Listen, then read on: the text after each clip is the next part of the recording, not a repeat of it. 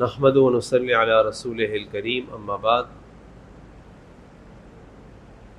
قال الله تعالى في القرآن الكريم والفجر وليال عشر رب اشرح لي صدري ويسر لي امري واحلل عقدة من لساني يفقهوا قولي سبحانك لا علم لنا الا ما علمتنا انك انت العليم الحكيم اللهم ارنا الحق حقا وارزقنا اتباعه وارنا الباطل باطلا وارزقنا اجتنابه آمین یا رب العالمین۔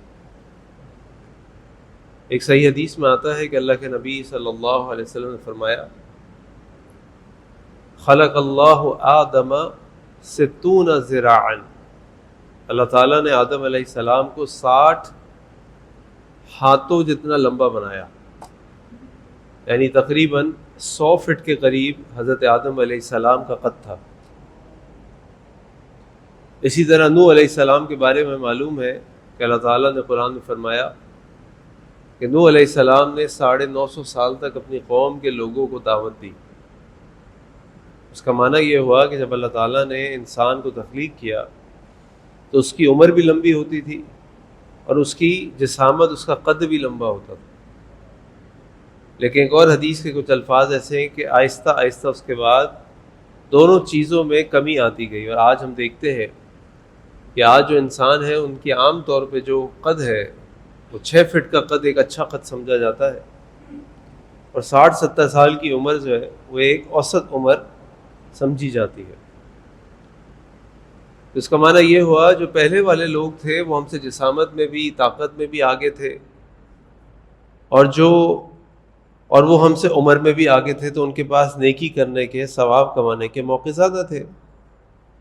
لیکن اللہ تعالیٰ نے ہماری امت کے اوپر ایک بہت بڑا احسان یہ فرمایا ہے کہ اس لمبی عمر کی کمی کو اور اس زیادہ جسم، زیادہ طاقت کی کمی کو اللہ تعالیٰ نے کچھ خاص دنوں کی فضیلت سے برابر کر دیا۔ اس لیے ہم دیکھتے ہیں کہ سال میں کچھ ایسے ایام آتے ہیں کہ جن میں جب ہم عبادت کرتے ہیں، جو عبادت شریعت میں مشروع ہے، تو اس کا اجر اتنا ہوتا ہے کہ وہ کئی زندگیوں کو پورا ہو جائے۔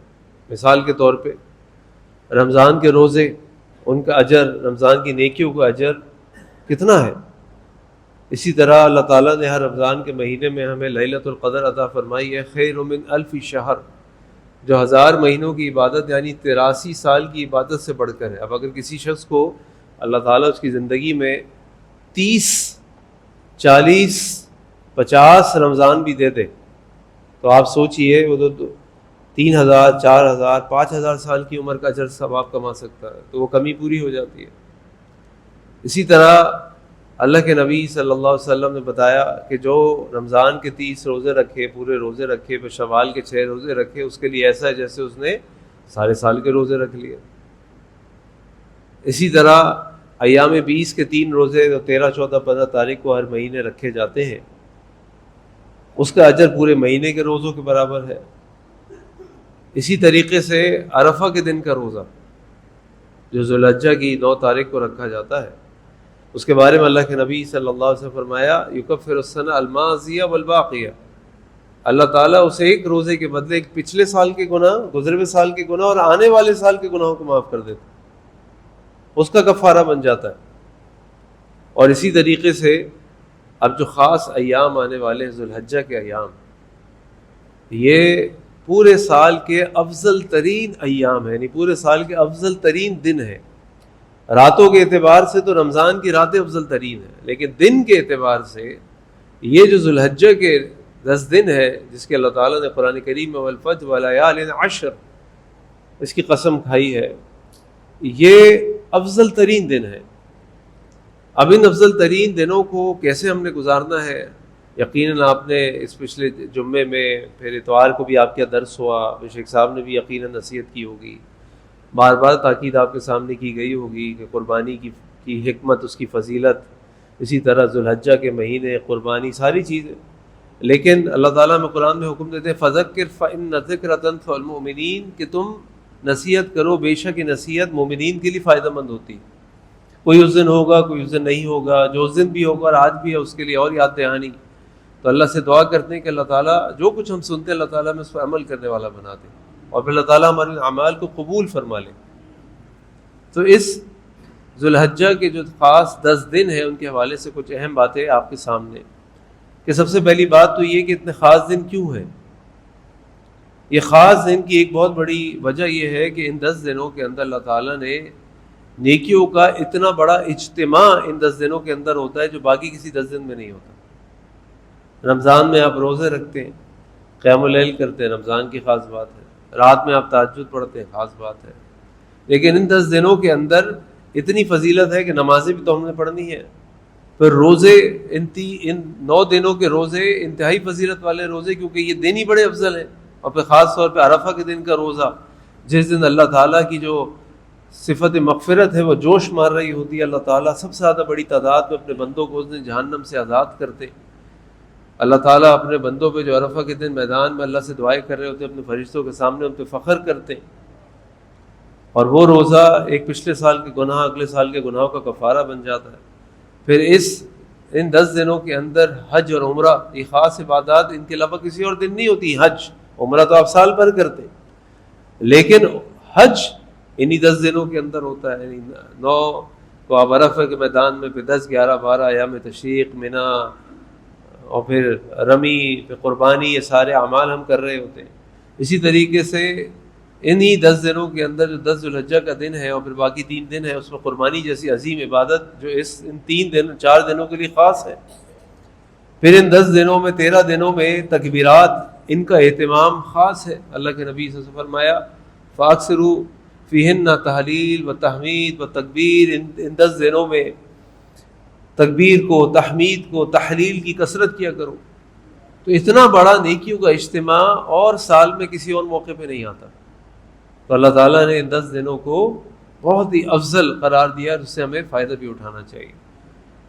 دوسری بات یہ ہے کہ ان 10 دنوں کے جب باتیں آنے لگتا ہے، جیسے میرے پاس بھی ایک سوال آیا، آپ بھی سنتے ہوں گے، کہیں سوشل میڈیا پہ پڑھتے ہوں گے، کوئی آپ سے باتوں میں کہتا ہوگا، ایک بات تو یہ آتی ہے جناب اس وقت مسلمانوں کی حالت آپ دیکھیں غزہ میں کیا ہو رہی ہے، ہمیں قربانی کی پڑی ہے۔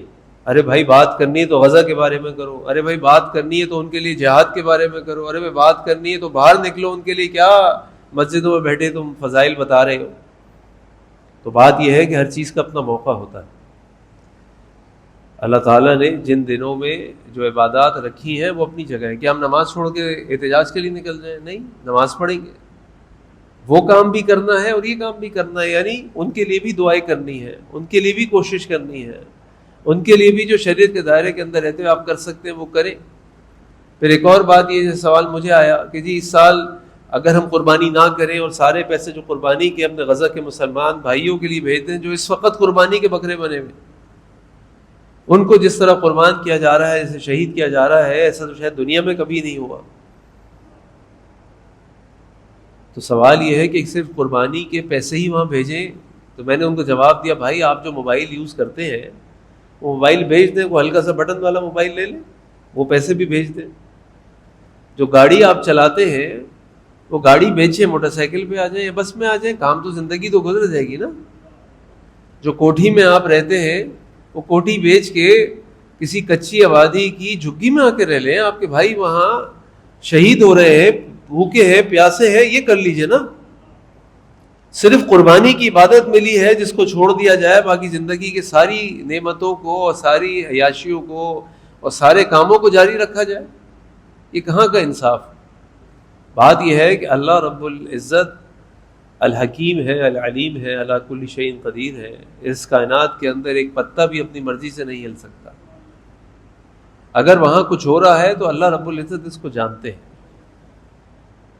ہمیں وہ کرنا ہے جو اللہ کا حکم ہے۔ ہم یہ کہیں جی نماز نہ پڑھیں اور یہ کرنے لگیں، روزہ نہ رکھیں اور احتجاج میں نکل جائیں، قربانی کے دن ہے قربانی نہ کریں اور وہاں پیسے بھیج دیں، تو یہ کہیں کی بھی عقل مندی نہیں ہے۔ ایک مسلمان ایسا سوچ بھی نہیں سکتا۔ ہم وہ کریں جو ہمیں کرنے کا حکم ہے، نمبر 1، اور نمبر 2 ان کے لیے دعا کریں، ان کے لیے ان ظالموں کی مصنوعات کا بائیکاٹ کریں، یہ والے کام جو ہم کر سکتے ہیں وہ کریں۔ تو لہٰذا یہ ایام انتہائی فضیلت والے ایام ہیں، ان ایام کے اندر اللہ تعالیٰ نے جو نیکیوں کا اجتماع قائم کیا ہے ان سے ہمیں فائدہ اٹھانا چاہیے۔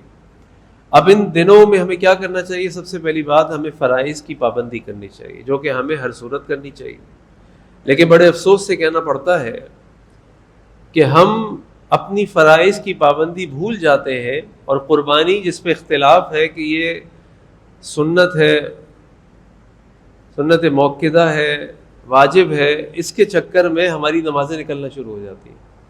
جناب کہاں گئے ہوئے؟ منڈی گئے ہوئے۔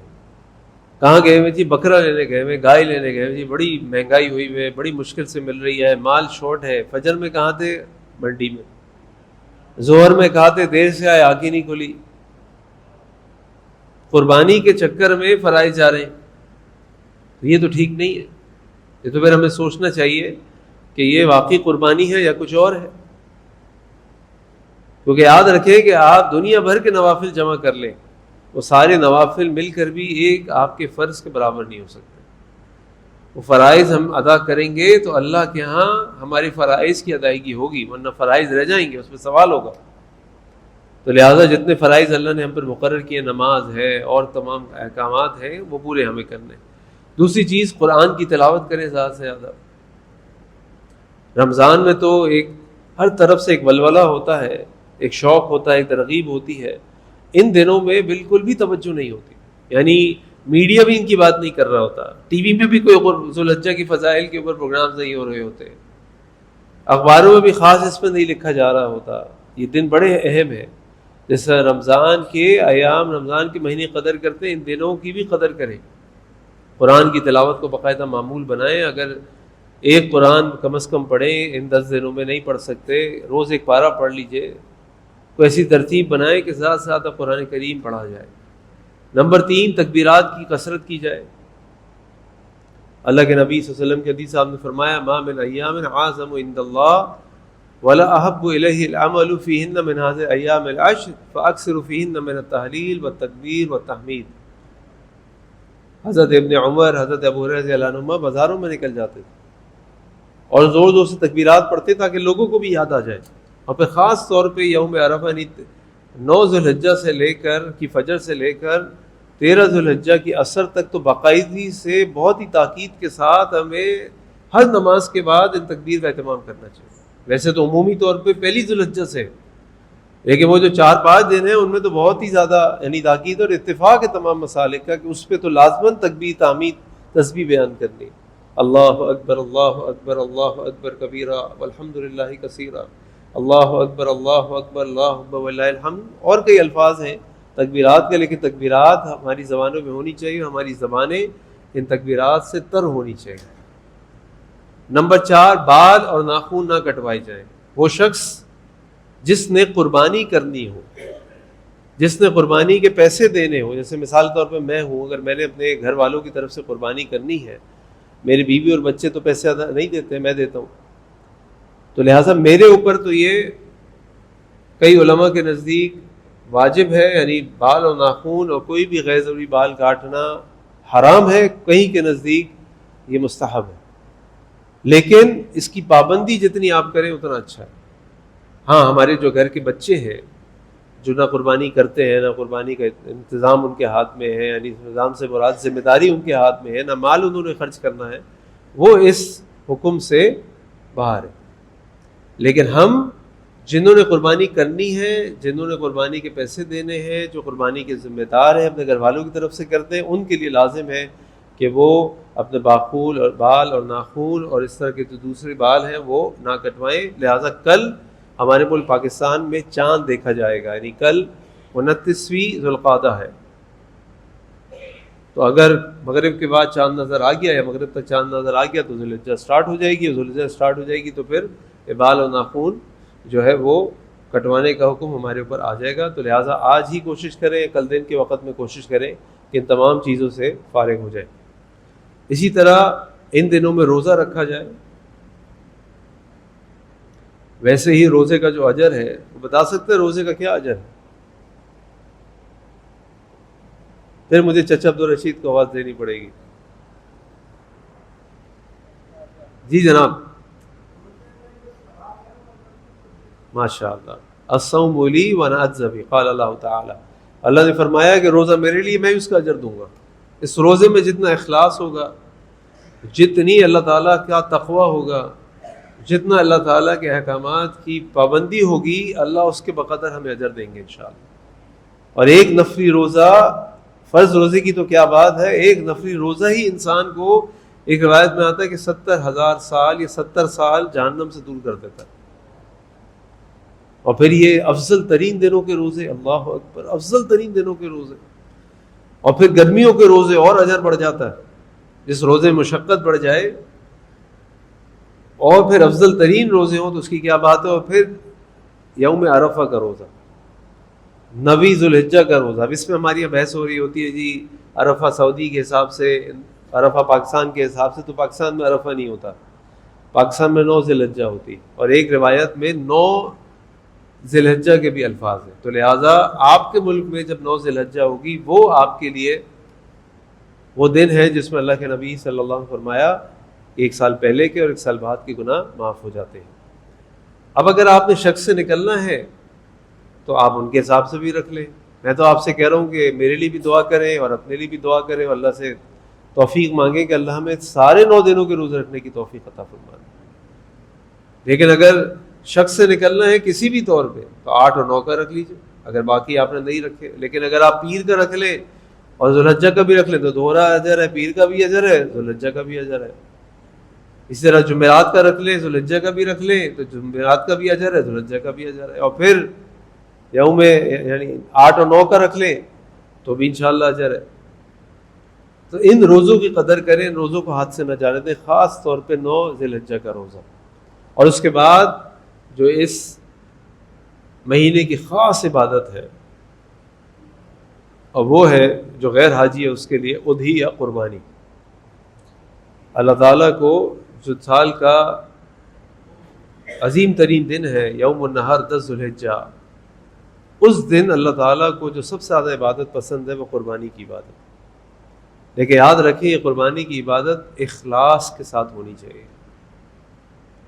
یہ قربانی کی عبادت دکھاوے کے لیے نہیں ہونی چاہیے، یہ قربانی کی عبادت ظاہری نہیں ہونی چاہیے کہ قربانی کرنے کو تو ہم تیار ہیں لیکن حرام چھوڑنے کو تیار نہیں اور فرائض ادا کرنے کو تیار نہیں ہے۔ تو پھر یہ قربانی اللہ بہتر جانتے ہیں، یہ پھر اللہ کے لیے نہیں ہے، یہ اپنے لیے۔ کہ جی ہم اتنا جانور کرتے ہیں، ہم اتنے بکرے کرتے ہیں، ہم اتنی گائے کرتے ہیں،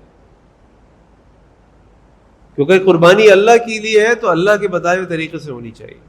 اور پھر اس قربانی کرنے کے بعد اور قربانی کرنے سے پہلے بھی میں کئی دفعہ کہہ چکا ہوں آپ سے بھی اور لوگوں سے بھی، پھر آپ سے کہہ رہا ہوں کہ دیکھیے ہمارا دین ایک بڑا ہی پاکیزہ دین ہے، صفائی کو، طہارت کو پسند کرتا ہے۔ اللہ کے نبی صلی اللہ علیہ وسلم کی حدیث آپ نے فرمایا طہور شطر الایمان، صفائی نصف ایمان۔ ہم اپنے جانور گلیوں میں باندھیں، پھر پوری گلی کے اندر بدبو پھیلے، جو گھر کے وہاں رہنے والے ہیں ان کے گھروں میں بدبو جائے، ہم اس کی صفائی نہ کرائیں، ہم گلیوں میں، راستوں میں، چوکوں میں کھڑے ہو کے جانور کاٹیں کہ جی جانور کاٹ رہے ہیں، خون بہہ رہا ہے، جراثیم پڑ رہے ہیں، لوگوں کے لیے چلنے میں تکلیف ہے۔ آپ کو معلوم ہے کچھ مقامات ایسے ہیں، ویسے تو اللہ کے نبی نے فرمایا کہ میری امت کے لیے اللہ کا احسان یہ ہے، یہ خاص بات یہ ہے کہ اللہ نے اس پوری زمین کو جانماز بنا دیا۔ ہم اس پوری سرزمین کے اوپر کسی بھی جگہ کھڑے ہو کے نماز پڑھ سکتے سوائے کچھ جگہوں کے۔ آپ کو جانماز کی بھی ضرورت نہیں ہے، باہر اگر آپ روڈ پہ چلے جائیں اور آپ کو نماز پڑھنی ہے، آپ کھڑے ہوئیے نماز پڑھی، زمین پاک ہے۔ لیکن وہ جگہ، کچھ جگہ جو اللہ کے نبی صلی اللہ علیہ وسلم فرمایا کہ جن جگہوں کے اوپر نماز پڑھنا منع ہے، ان میں سے ایک جگہ وہ ہے لوگوں کے راستے میں نماز پڑھنا۔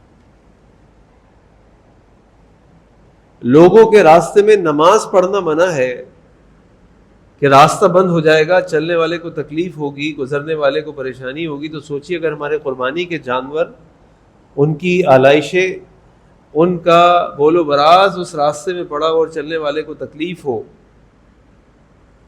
تو اس کے بارے میں آپ کیا کہیں گے؟ سوچنے کی ضرورت ہے۔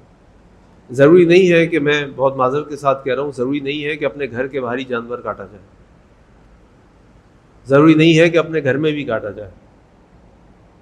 آپ کی قربانی اصل تو آپ کے دل کی قربانی، آپ ہی کسی ادارے میں بھی بھیج سکتے ہیں. اگر آپ کے گھر میں محلے میں جگہ نہیں ہے اور آپ کے جانور کاٹنے کی وجہ سے محلے میں گندگی ہوگی, لوگوں کو تکلیف ہوگی, تو اللہ بہتر جانتے ہیں. میرا خیال یہ ہے کہ آپ کو زیادہ اجر و ثواب جب ملے گا جب آپ کسی ایسی جگہ جا کے قربانی کر لیں گے جہاں لوگوں کو تکلیف نہیں ہوگی, بنسبت اس کے کہ آپ اپنے گھر محلے میں کھڑے ہو کے کریں اور لوگوں کو تکلیف ہو.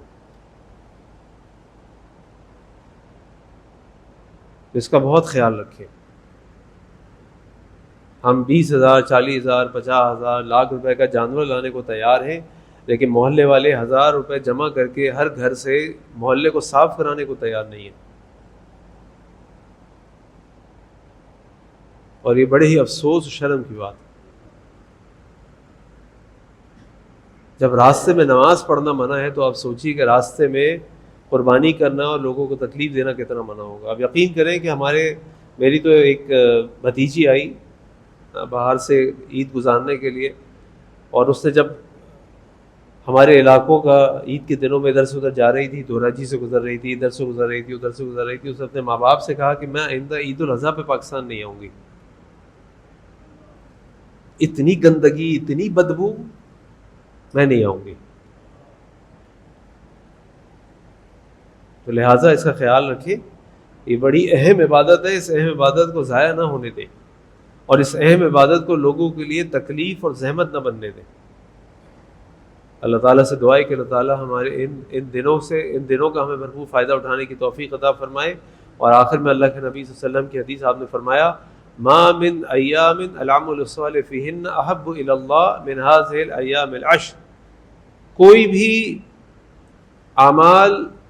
عمل صالح اللہ تعالیٰ کو ان دنوں کے علاوہ کسی اور دن میں اتنا پسند نہیں ہے جتنا ان دنوں میں پسند ہے اعمال صالحہ.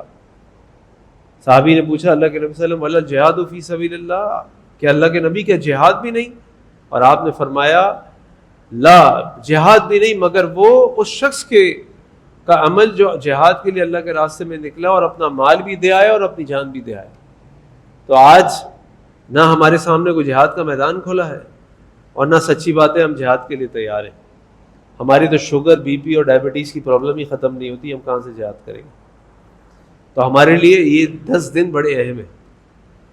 ہم ان 10 دنوں کا فائدہ اٹھائیں, خوب نیک اعمال کریں, خوب اللہ تعالیٰ سے دعائیں کریں, مغفرت طلب کریں, قربانی کی عظیم عبادت کو صحیح سنت کے طریقے سے ادا کریں, تاکہ اللہ تعالیٰ ہمارے اعمال کو قبول فرما لے اور ہمیں اللہ تعالیٰ دگنا تگنا اور پچھلی امتوں کی عمروں جیسا لمبا اور بڑا اجر عطا فرما دے. سبحانک اللہم بحمدک اشہد ان لا الہ الا انت استغفرک و اتوب الیک. السلام علیکم ورحمۃ اللہ وبرکاتہ.